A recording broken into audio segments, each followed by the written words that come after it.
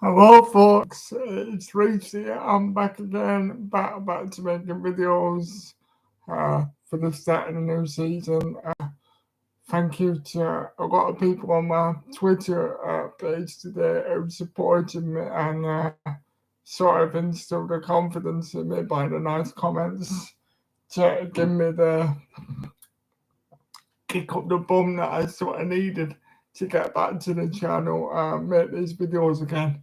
Now, obviously, there's a couple of reasons why now feels the right time to do it. Obviously, we're at the beginning of a new season, and my God, it's like speaking about a different football club, not only a new team, but a new football club with a whole different ethos, whole different direction, and all brand new everything.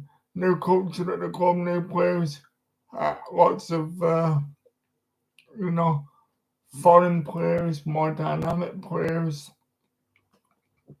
new manager, new league, as I say, new everything. So, I need to talk about the Luton preview for Saturday's game, but it'd be remiss of me not to talk to some degree about the wonderful play that we saw at Huddersfield last week, where, let's face it, last weekend, Burnley played more like Man City than what Man City did in the Community Shield. 70% possession, 16 shots, 85% passing accuracy.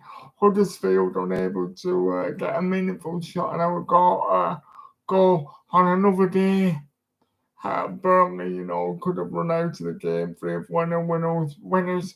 A very commanding performance for 65, 70 minutes. Had to dig in the game and be like, show defensive result for a few minutes, like at a 15, 20-minute period where Huddersfield woke up in the second half.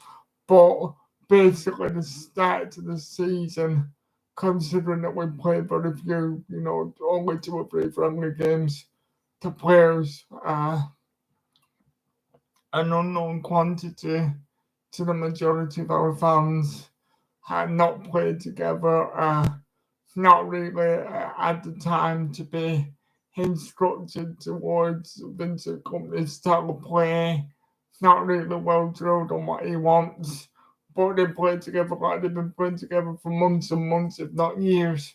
So we're going to Saturday's game against Luton, and the excitement around the club. There's a buzz, a sellout crowd of more. It is unthinkable, really, against Luton.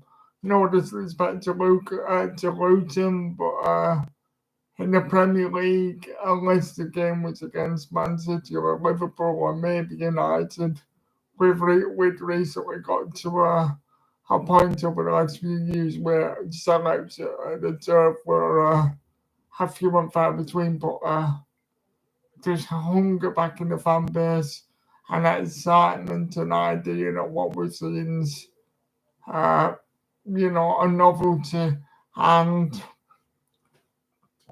kind of this feeling where, it's been a long week this week because we've all been counting down to the game so much. And in terms of Saturday's game, I just think it's important, yeah, we won the game against Huddersfield. It was a shame that, like, our ultimate dominance of the match and the sort of polished way of the performance, the way that we were a well-oiled machine, the way that so many players, not least Cullen, not least Matson, not least Vintino when he came on, Bastian, everybody had stand up before Jerry Taylor.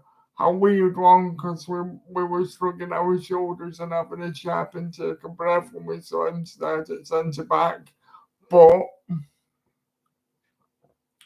kind of a faultless performance. You couldn't fault him. Admittedly, he wasn't really exposed too often because Huddersfield played not much of an attacking a threat on the night, but Vincent Company, a world class centre back, you know, did very well and elected his management stint. So when you've earned stripes like Vincent did in the game, who are we to say, oh, Charlie Taylor's not a centre back? Because you've got to hope that after what he did, he can identify the key attributes of a centre back, and Howard Bell still very young, still learning his trade.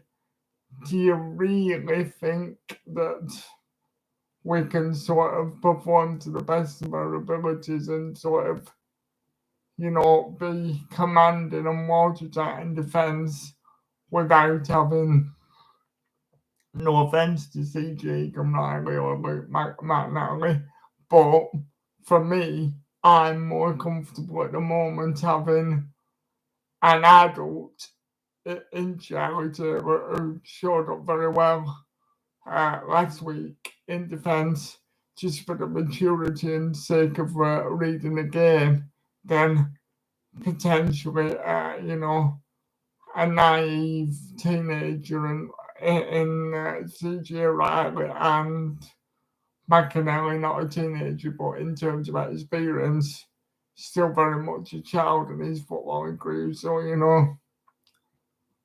and until Charlie makes mistakes and gives us an experience not to be trusted, then I'll be behind the manager. But so yeah, we're just buzzing to get back to Turf Moor, hoping that again the performance can resemble something of the fluency that we saw last week, but excuse me, at the same time being mindful while we're at it that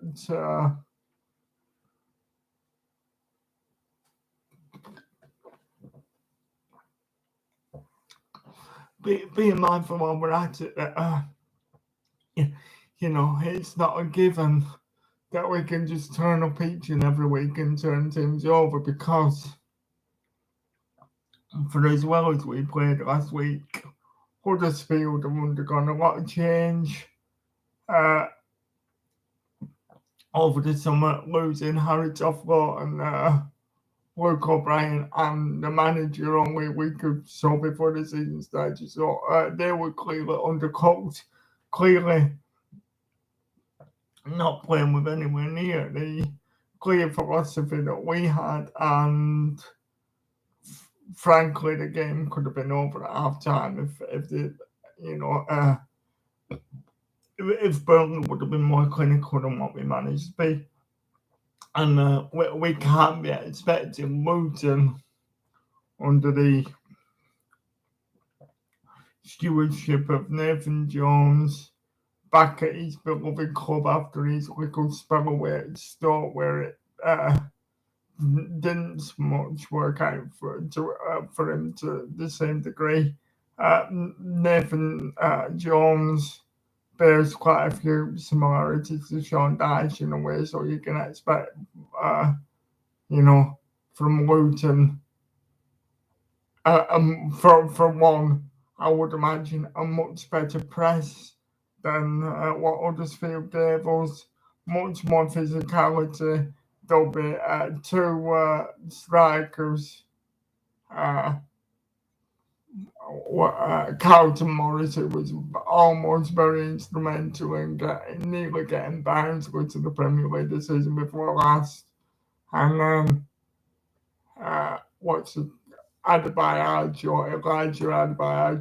So that's two physically imposing centre forwards. Luton sort of I wouldn't say an agricultural team, but they certainly don't sort of waste time in getting the ball forward, and everything's quite direct. Success last season was largely built on success at home. I think with a sort of small ground and a narrow uh, pitch at Kenilworth Road. So looking forward to my first ever visit there in February, I think it is. But I'm expecting sort of defensive resolve, and in a way, Luton to look at our performance last week and be thinking that they'll be very pleased if they can come away with a draw. I think I would possibly go. Well, it depends if Benson can be registered in time for the game, then I'd like to see Benson start. But other than so Benson for Costello, possibly the only change I'll make. Other than that, you know, I think it is going to be the same team. Or if companies wanting to respect more, then maybe we could change to a three at the back just to sort of counteract the physicality and like the imposing nature of their two strikers, depending on how competent he feels Taylor will be.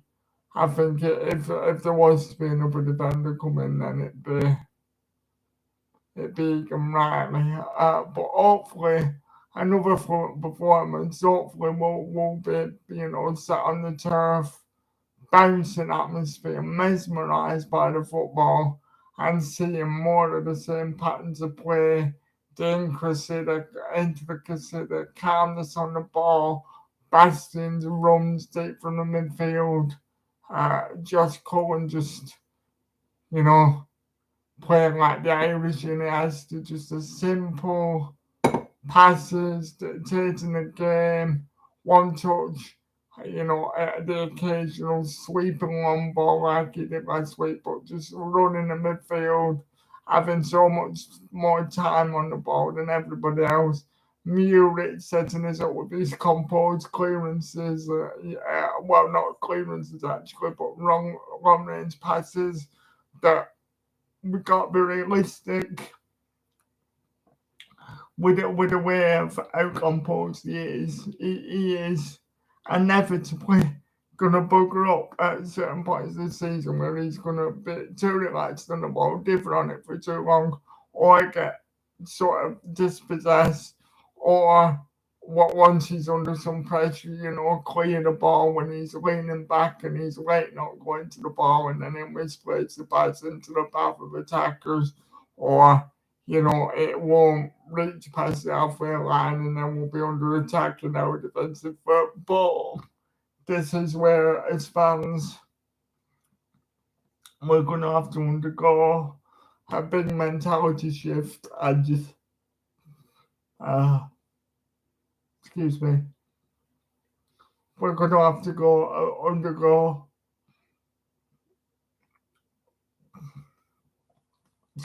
undergo a big mentality shift. And just to accept as fans that, it's not going to be sort of agricultural safety first, defensive minded football anymore, and the risk and reward of playing out from the back is occasionally going to bite us on the bum. But over the course of the season, hopefully the rewards will be greater through the risk being taken, and our experience as fans, hopefully it'll yield success in terms of points, obviously. But equally, it's hopefully going to be with all the best will in the world and the utmost respect towards the Dice Groups and the Dice regime for all the success that we've had. Hopefully, we're going to be, excited and having a much more pleasurable experience in what we're watching. So, 70% possession last week against the below par and somewhat cold Huddersfield team. But if we can sustain this sort of possession statistics again, have 600 completed passes against the team who were very unfortunate, only just losing to Huddersfield in the playoff last season. A team when you'd expect not necessarily to be in the playoffs this season, but I certainly think Luton will be a very difficult team to beat. I don't think they'll lose many games. I think you'll be seeing them sort of in around the top 10, top 12 coming the end of the season. If we can, keep the ball anywhere near like we did last week and sort of press in packs as we did because for large parts of the Huddersfield game, Huddersfield not only couldn't cause us any threat, but they couldn't even sort of sustain an attack and see it past the halfway line into our half. So again, against a better equipped team and a better drilled team, if we can go anywhere near replicating what we did this week, then exciting times ahead. And I just can't wait to speak to you guys regularly after every game because thanks to some very, very, very generous people on Twitter, Mickey, if you're going to be watching this, I know you've been through a lot, on a personal note with your house fire and all the terrible things. I look forward to you meeting you at Watford last week. Next week, sorry, if I can help you with anything that you need in between that, then please give me a shout, mate, because I'm here to help everybody the best way I can. And there's about 5 people basically who are going to ensure that I get to go to every single game of this season, watching our exciting new chapter develop. Because I really love this football club so much, and I'm very grateful of the sort of Twitter community that I'm building up that's allowing me to get even more, make new friends and become more passionate about the club by the day. So, on to me game prediction, I think Burnley are going to win 2-0 because I just think we had a lot of chances last week and we very, very nearly came close to scoring more than we would have done on another day. Twine desperately close it in the post with that beautiful free kick. Costello, very good in his link-up play and his movement and his positional sense. And what a player he might be once he can learn some more composure on the ball. So I'm gonna say that it'll be the same team as last week. That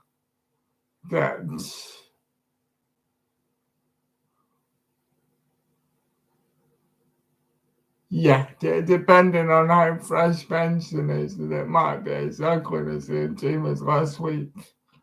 But if not, then Benson to replace Costello would be my only change. So I'm going to leave it there. I'm sorry if this video has been a bit rusty. Thank you for anybody who watches. Thank you for the people who gave me the push in the right direction on Twitter. Let's hope everybody has a wonderful day on Saturday. Great atmosphere.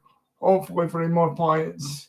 And I'll be back on Saturday night after the game to give you the most detailed breakdown as I can, and hopefully we're watching the article about what we see and celebrating 3 points.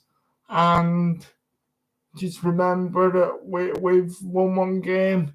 It's going to be a long season, and we can't expect after all the games that we've had to have an absolutely well-oiled machine that just fires on all cylinders every week. There might be blips, and we can't just go into it every game with a divine right thinking that we're going to win because we've got a famous manager and players with exotic names. But I think we should have the quality to win the game. And looking ahead to the Watford game, that is the game that's sort of going to be the acid test of where we are. But 1 game at once. speak to you after the Luton game. Hopefully I'll have another one of these in my hand.